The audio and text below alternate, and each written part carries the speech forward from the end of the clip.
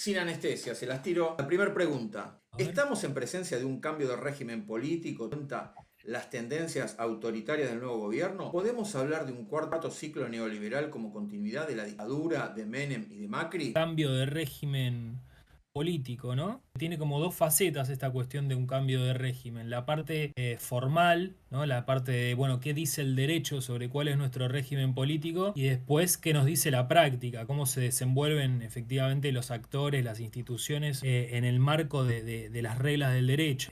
Pareciera que sí, que efectivamente hay en la práctica una tendencia a correr de la escena, por ejemplo, al Congreso, con esta movida de los DNU, con los aprietes a los legisladores. El Poder Judicial por ahora pareciera que le falta mostrar algo de reacción, por ejemplo, en relación al DNU. Yo pensaba, con las categorías de análisis que trabajamos todo el año 23, en el estatismo autoritario, ¿no? Síntesis anciana en sus últimos tiempos. Y este es raro porque es un estatismo autoritario, claramente, pero que repudia al Estado. ¿Cómo se entendería, Jorge? O sea, el estatismo autoritario que refuerza hasta el paroxismo, capacidades represivas, intenta hasta cobrar el combustible que usan los camiones hidrantes para reprimir, y al mismo tiempo repudia al Estado y lo hace con fervor, ¿no? Lo que sí podríamos decir es que si triunfase el proyecto de Milei, sí asistiríamos a un cambio de régimen político, ¿no? Pero no solo un cambio de régimen político, estaríamos en presencia de un nuevo ciclo histórico, ¿no? Un cambio, no es solamente un cambio de régimen político, es un cambio en las modalidades de la gestión del Estado, un cambio de la cultura política nacida de la historia contemporánea del país. Sería un cambio radical en la cultura política, ¿no? Que el macrismo en el año 2015-2019 no lo logró. Pero para eso tiene que correr todavía mucha agua bajo el puente. Estamos en un periodo de transición y de última, como todavía está por verse qué cosas puede imponer, en qué cosas puede avanzar, en qué cosas no. Ahora, me parece también que lo que viene a expresar Milei es de alguna manera el fracaso de esa vía reformista, entre comillas, que todo el macrismo, de cambiar radicalmente el Estado, las relaciones sociales, etcétera, fracasó. Viene Milei a decir, incluso como parte de las conclusiones que el propio Macri sacó, hay que acelerar desde un primer momento, no hay que ser gradualista, hay que ir a fondo, etc. Milei viene a representar eso. Como concepto yo diría que Milei vino a subvertir lo que podríamos denominar el empate hegemónico de clase. Es decir, la trabazón en la que el país estaba parado sin lograr un proyecto de país coherente, donde dos fuerzas contradictorias estaban de alguna manera empantanadas, ¿no?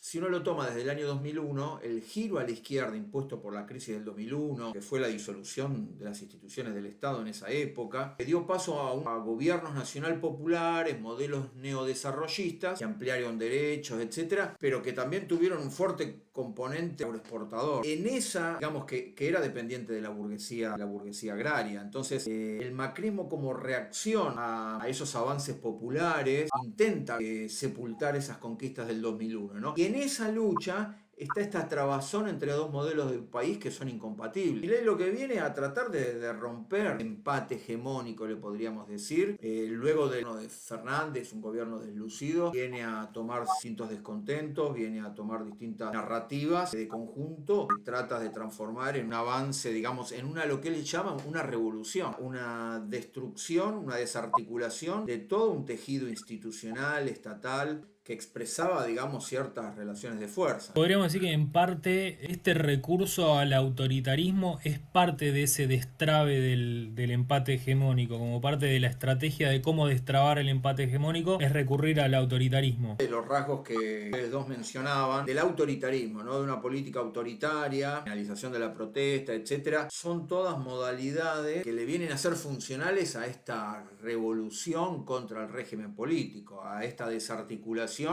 de las conquistas sociales, que se cristalizan en instituciones, en leyes, en organismos públicos. Y todo esto Milei tiene que desarticularlo, ¿no? Con la idea de que hay que hacerlo en los primeros 60 días, entonces empieza a cometer errores enormes como la ley Ómnibus o como el decreto, que son infinitos y que implicarían avanzar solo si no existiera el Congreso de la Nación, ¿no? El objetivo es romper con la inercia esta de las conquistas sociales, romper con la lógica de las negociaciones salariales, de la distribución de la riqueza, romper con la lógica de las negociaciones sindicales, con el estado de bienestar como enquistado en el seno del aparato del Estado. Ese es su objetivo, ¿no? Si uno retoma el concepto de Nikos Poulantzas, del estado relacional de Poulantzas, el Estado estaba atravesado de par en par por luchas, por tensiones, que era un campo estratégico de lucha, y donde cristalizan relaciones de... Bueno, ahí tenemos las leyes laborales, ahí tenemos las indemnizaciones, el aguinaldo, las vacaciones, leyes ambientales, el incentivo docente, el subsidio al transporte o el desacople de los valores internacionales con los nacionales, para que la gente no tenga que pagar un paquete de fideo, un kilo de carne, un litro de nafta, lo tenga que pagar a valores internacionales. El desacople de esos precios internacionales evidencia de alguna manera estas instituciones de compromiso social. Milei se ve en la necesidad de destruir. A eso es